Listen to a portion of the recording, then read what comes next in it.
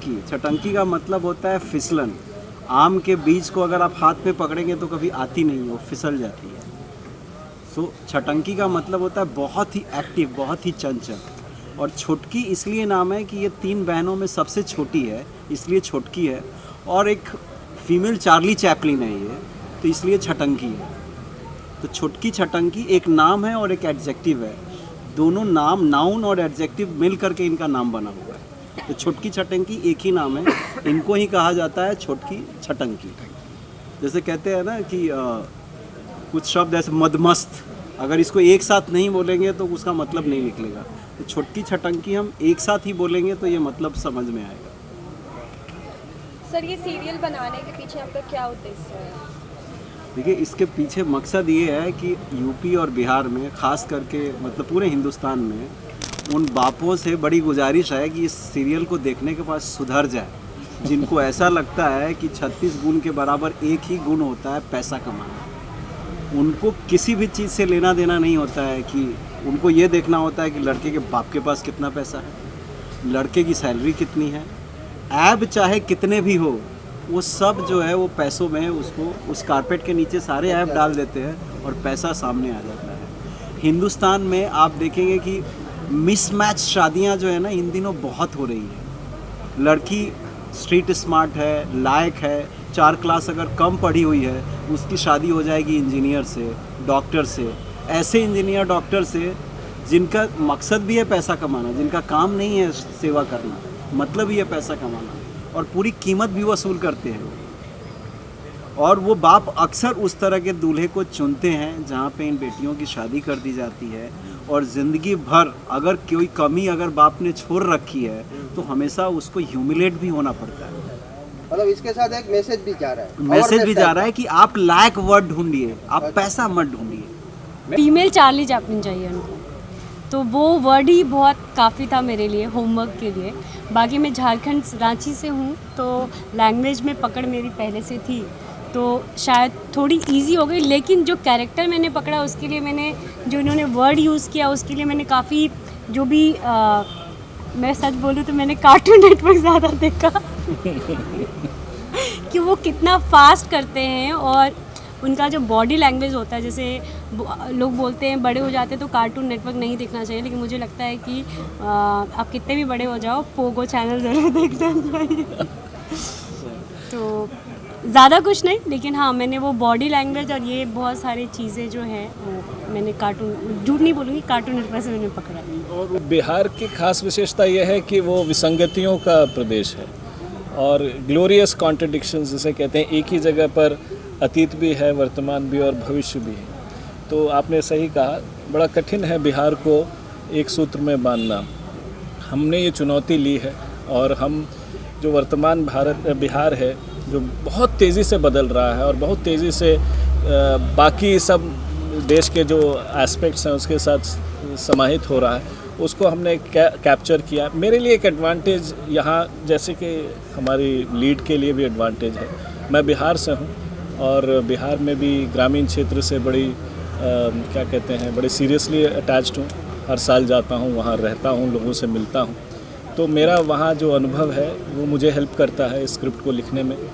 मैं बिहार के मिथिलांचल क्षेत्र से, साउथ बिहार से हूँ, भागलपुर, बांका से, तो वहाँ की अंगिका की जो बोली है वो हिंदी से मिलकर और भी खूबसूरत हो जाती है, तो मुझे उसका एडवांटेज है। I have that advantage. Television पे शो चल रहे हैं, मैं कह सकता हूँ कि आप कोई भी शो उठा के देखोगे, बाप बाप है, माँ माँ है, भाई भाई है, बहन बहन है, लेकिन ये शो जब आप देखोगे तो आपको पता चलेगा जो बाप है ना उसका भी एक कैरेक्टर है, माँ जो है वो भी खड़े होने के लिए माँ का भी एक कैरेक्टर बनाया है राइटर ने, जो बहनें हैं उनका भी एक कैरेक्टर बनाया है। तो एज ए डायरेक्टर आपके पास एक चैलेंज हो जाता है कि आपको खाली पपेट की तरह नहीं काम करना है कि आप गए, एक्टर ने अपनी लाइन बोल दी और हो गई, नहीं, आपको उस कैरेक्टर में उसको घुसाना है, उस कैरेक्टर को पकड़ाना है।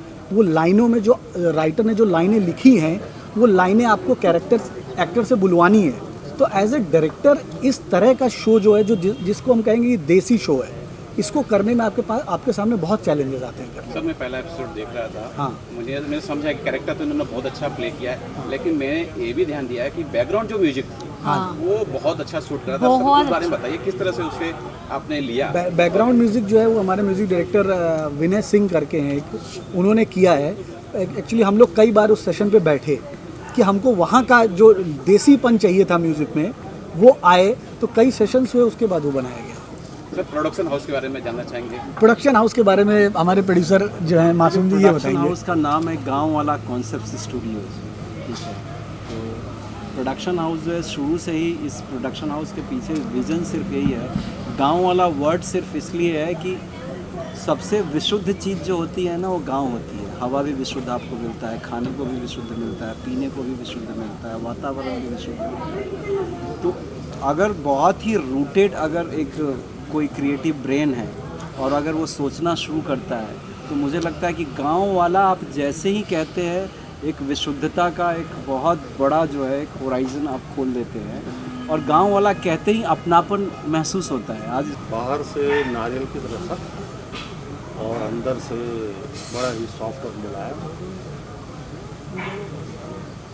ये किरदार ऐसा है कि समाज में इसकी अपनी प्रतिष्ठा है। लोग इसे नकारात्मक चरित्र समझते हैं क्योंकि ये शक्ति संपन्न है, ये रंगदारी करता है, बाहुबली है, ठेकेदारी करता है। तो उसके बारे में बहुत सारी भ्रांतियां हैं, प्रचलित है, कुछ सही भी है, कुछ गलत भी। लेकिन ये अपनी बिटिया के मामले में बड़ा ही भावुक पिता है, क्योंकि इकलौती बिटिया है उसकी, और उसके तकलीफ़ों को ये सह नहीं पा रहा है। ये कोशिश कर रहा है कि किसी तरीके से मैं इसकी तकलीफ़ें दूर कर दूँ। ड्रामा वही है कि वो जो दोनों परिवारों के बीच में इस संबंध में जो मतभेद होते हैं, वही असली मज़ा है। अब सारी बातें बता दो तो फिर। नारायणी शर्मा प्ले कर रहे हैं, तो हम टीम है हमारी बच्चियों के साथ, और पापा बहुत स्ट्रिक्ट है तो घर में उन्हीं की चलती है, बट हमारा एक अपना गैंग है। मतलब हम जो चाहते हैं वो डिसाइड करके उनसे करवा भी लेते हैं। एंड छुटकी इज़ द मेन रक्षण करता, और उनका हमेशा से वो रहा है कि she takes a lead and she is a leader of the family. तो ऐसे कुछ कुछ छोटी छोटी चीज़ें और होती है घर में, तो वी सपोर्ट ईच अदर। प्यार तो बहुत है पापा से भी, पर पापा का पैसा ही सब कुछ है, तो हम उस तरह से थोड़ा सा उनको मनाने की, समझाने की कोशिश करते हैं, पर पापा हमारे बिना पैसे के किसी की नहीं सुनते। इसमें आपका किरदार क्या होगा, कुछ उस बारे में? मेरे कैरेक्टर का नाम है रुमाल, और रुमाल इनकी फैमिली का बहुत ही अटूट हिस्सा है। मेरे पिताजी के जाने के बाद और हमारे मास्टर साहब ने मुझे पाला पोसा है, बड़ा किया है, और घर का इकलौता मैं मेल पुरुष सदस्य हूँ जो घर के बाहर के सारे काम करते हैं। तो बहनों में बहन बन जाता है, पापा के बीच में बेटा बन जाता है, माँ के साथ उनका लाडला बन जाता है। तो सिचुएशन के अकॉर्डिंग ही चेंज होता है। मेरा कैरेक्टर इसमें बड़ी बेटा है, और बस आपने देख लिया मुझे रोते हुए, इतना ही मेरा कैरेक्टर। तो ये बताइए, कांदे से रो रहे थे कि या सीरियल देख कर रो रहे थे या ग्लिसरीन लगा लिया? ग्लिसरीन बिल्कुल नहीं लगाया था, थोड़ा थोड़ा प्याज वाला भी लग रहा था। उसके बाद में प्यार वाला भी जो दिखाया कि जो सीरियल देख रहे थे ना, सास बहू वाला, तो थोड़ा प्यार, क्योंकि पापा जी शादी कर रहे हैं ना मेरी बहुत जल्दी, और विदा करने की तैयारी है। अच्छा, पापा जी से जानना चाहेंगे, पापा जी ये जब किरदार आपको प्ले करना था, एक वैसा पिताजी जो धन के पीछे लगा हुआ है, मेरे ख्याल से उसने अपनी बेटी की खुशी से ज़्यादा उसे धन की चिंता बिल्कुल है।